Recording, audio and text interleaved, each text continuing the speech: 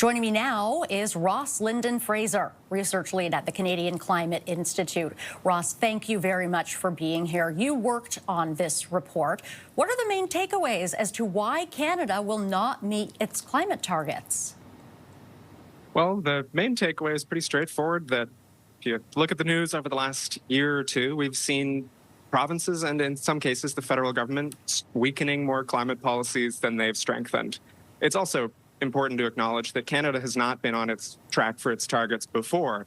We did this study 2 years ago, and then we still weren't in track, but the direction of travel is different. Whereas in the past, governments seemed to be trying to move closer to the target, over the past couple of years, they've moved away from them. How does Canada compare to other countries on this front? Other countries have made more progress than Canada. If you look at all of the other members of the G7 and other countries that are, wealthy, developed economies like Canada, nearly all of them have made more progress in reducing their emissions. Strangely enough, that includes the United States. Obviously, we're seeing huge rollbacks of climate policy in the United States, much greater than we are here.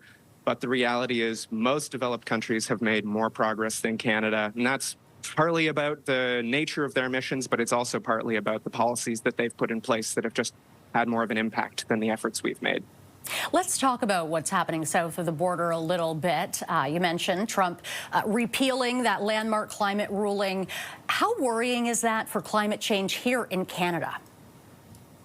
Well, it's concerning because obviously we, as we all know and have seen many times over the past year, everything that the United States does affects us. Now, the Carney government has made some clear signals that they are looking to distance themselves from the American approach to climate change.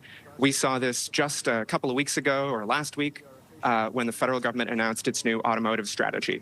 The Trump administration has not just repealed this finding, they've also weakened their standards for vehicle emissions, and the Carney government signaled that it's going to split off from the United States. We've always been lined up in the past, but now Canada's going to move closer to European standards. And that's a good move. That's a good sign that even as things in the United States are going to continue to affect us, Canada is going to chart its own course on vehicle emissions.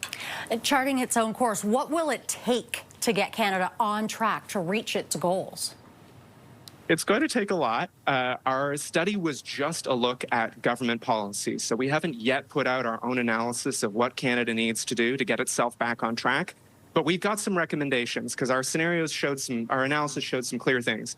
One clear thing is that if the federal government gets the details right on some of the tools it's using now, that can make a big difference. The federal government is now negotiating the details of industrial carbon pricing and methane regulations with Alberta and other provinces.